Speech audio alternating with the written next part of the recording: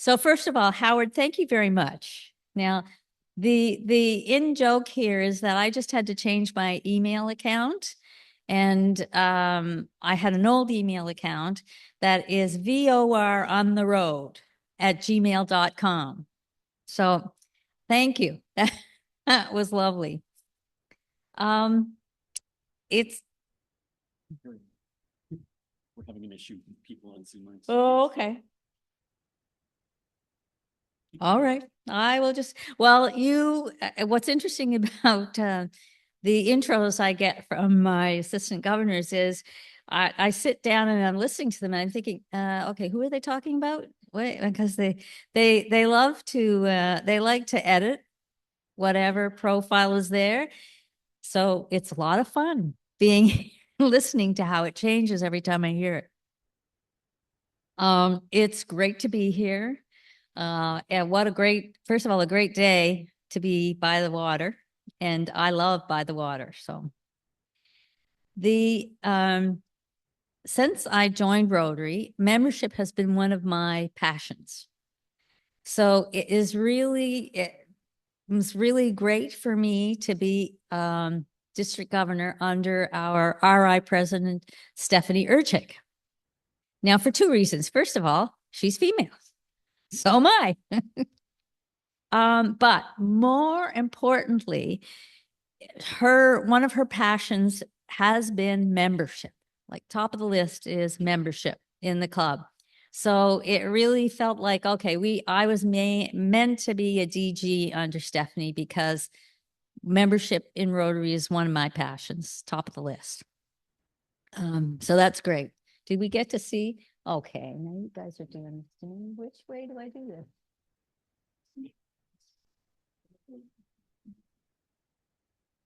Okay, wait a second. How about that? No, that doesn't work. This may blow up before we're done.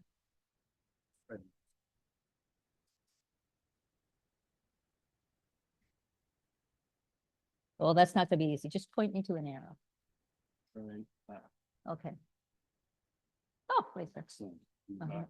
Backwards. Okay, lovely. Okay. Our RI president for 2024-25 is Stephanie Urchik. And membership in Rotary is her passion.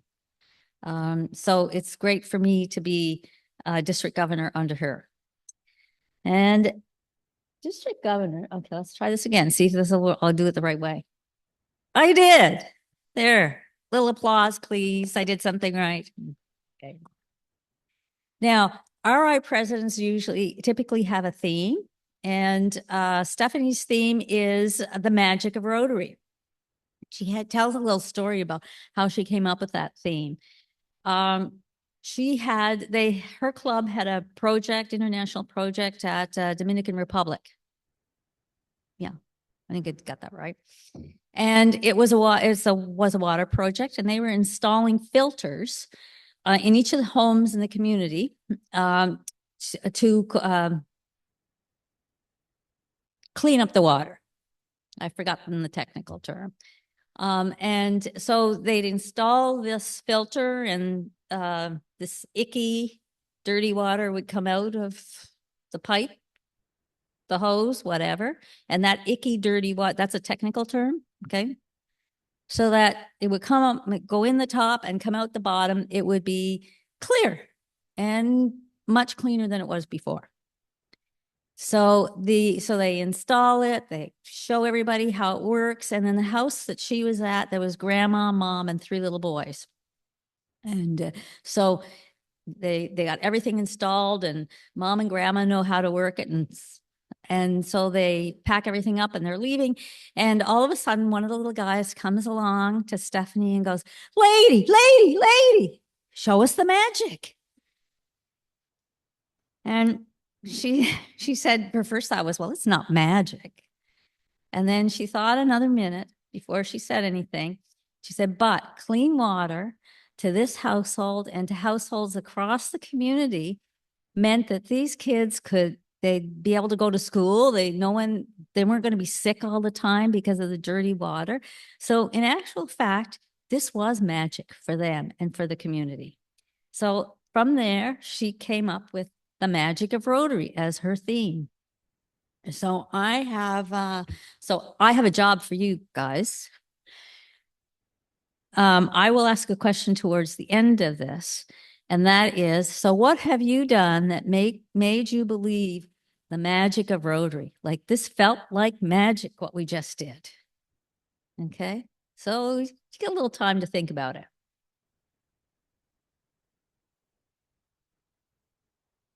Ah, got the right button again. Okay. Now, the other thing that RI presidents typically come with or have are goals. And Stephanie is no different. No surprise that the top of the list for her goals is growth in membership. In fact, right at the top of the list is she challenged all of her district governors to grow the membership in their district by a net 100 members. And you think 100, oh. Well, our Rotary district has 53 Rotary clubs and 7 Rotaract clubs. So that's 60 clubs. So 60 clubs, 100 new members. That's less than 2 weeks for each club. That doesn't sound so hard, particularly at the rate you guys are going. However, I love stats. So, and I think Sandy said I've been working with with one of the international groups, Zone, on membership. And what we found out in the last couple of years is that on average, clubs, now we were focused on North America clubs, lose 15% of their members every year. Okay, but so life happens. There's, family, there health issues, or you got to move, stuff happens. So you plan on losing 15% of your members. If you don't, wonderful.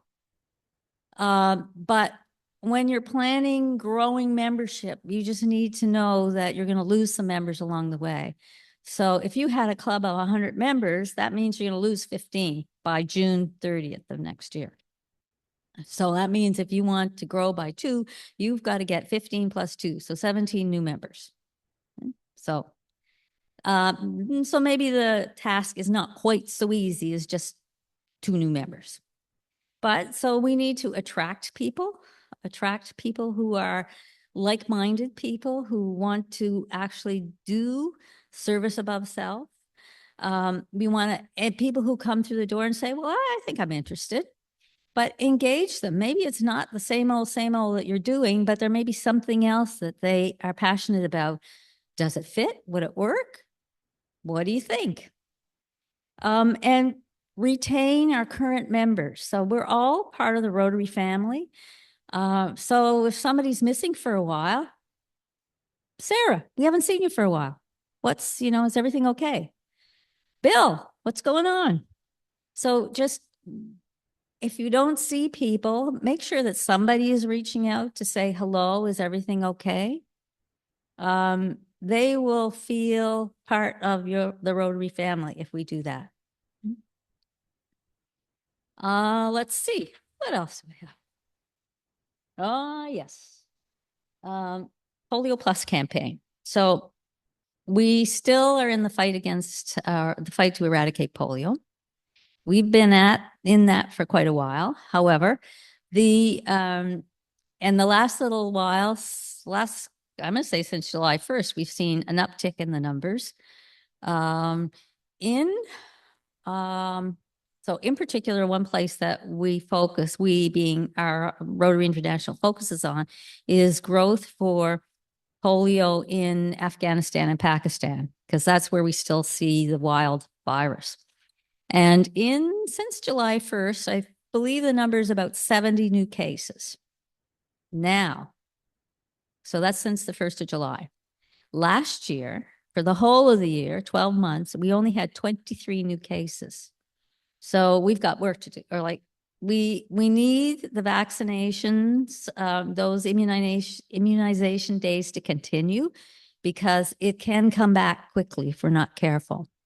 And I think the other report was in Gaza, there was a case There were probably a few more too, but the first case that came up, that was the first time in 25 years that there was a reported case in Gaza.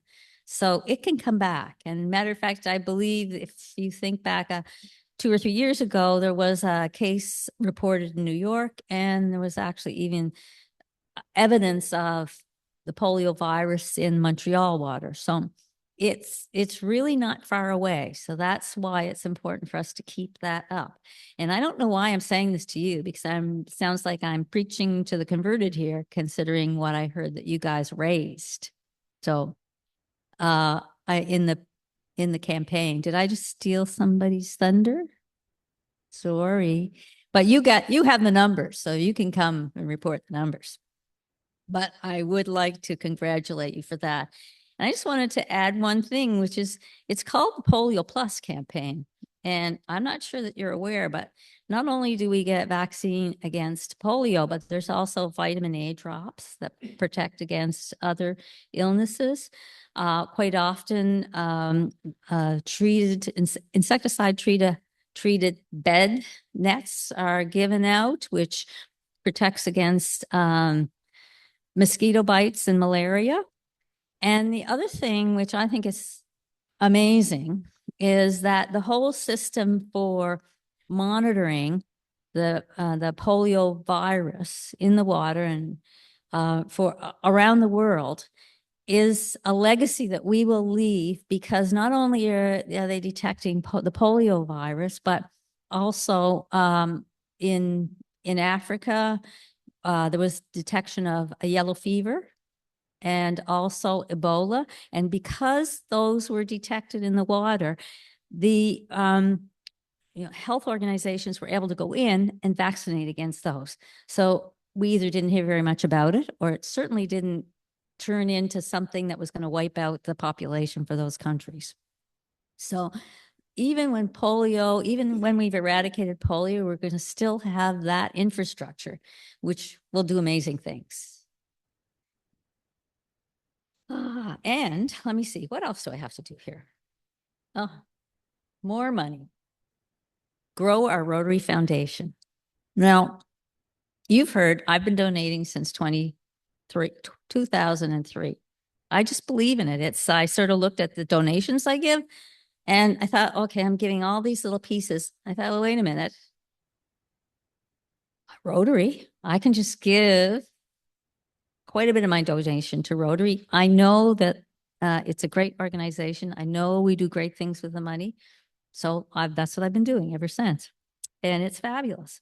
And you can do, now, last year, again, stats here, about 35% of the members in our district gave to the Rotary Foundation. That's only 35%. It's another 65%.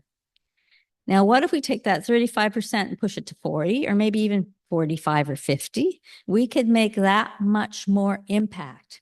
And giving to the foundation is important because we get some of that money back. When we want to do matching grants, it's the money we give that helps pay for those matching grants. So as I heard someone mention, rather than just giving $1,000, not only are you giving for matching grants, but you should be also engaging other clubs, all those clubs around us, the ones that Sandy is an AG for. Work with them to put money together for a project. And I think I'm losing my voice. Too much speaking in one day. So the last piece is healing a divided world through, I think I need some water. Could I, please? Thanks, Sandy. Oh, it's coming from all areas. Perfect. Thank you.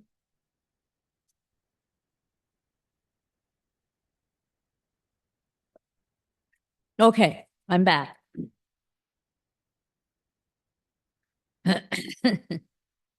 So healing a divided world through positive peace. Now, positive peace talks about not peace that's gotten to by war and fighting, We've got lots of that going on. But positive peace through things like interaction with other people, other countries, community development, youth exchange, like people learning the people in other parts of the world are not that different than they are. There's lots of similar problems, similar issues. So that's really what positive peace is. And if you want to find out more about positive peace on our on my Rotary. So if you don't know what my Rotary is, talk to Sandy or Nancy. Or, oh, there you go. You got, okay, lots of source for my Rotary. But on my Rotary, there is a learning module for positive peace. So go find out about it. It'd be great. And if for those who will go to the International Convention in Calgary this year, I just stole my own thunder. There will definitely be some advocates for positive peace. So one of the ways we're showing, one of the ways that Rotary can show our advocacy for peace is through the peace polls. So I'm not sure if you know about the peace polls, but they stand, let me see how high, they stand about yay high. I think they're about 8 feet high. And we have them, they are available through Rotary International. I think we're working on making them available just through in Canada rather than having to go across the border to get them. They really aren't that expensive. And I think our past district governor, Joseph from the Etobicoke Club has information about them. And also, and I'm not going to say his name right, but I think it's Haladine from the Whippy Club. They worked hard to source some peace polls. So talk to them if you're interested. I have been told that not the most expensive, the hardest part is making sure that you have the community council on board when you decide to set one up. So I mentioned new members. So I think one thing we need to, I'm sure Nancy has done it. Somebody has done it. Have you set your club goals? Okay, good. Yay. And have you shared them with the rest of the club? Okay. So number one, share them with the board. Number two, let the rest of the club in on it because there are activities there that the club can get involved, should be involved in to make it happen. Okay, that's good. But include other people in on it. This is not just your journey, it's the whole club. Okay. Now, we might be the test. So here's the test. The theme is the magic of Rotary. So there's a whole lot of people in this room. So what is your magic? What do you remember what projects or what things have you done where you thought, oh, well, that was magic. Oh, there's that you are so proud because you helped with a project that made other people's eyes shine, little kids, bigger kids,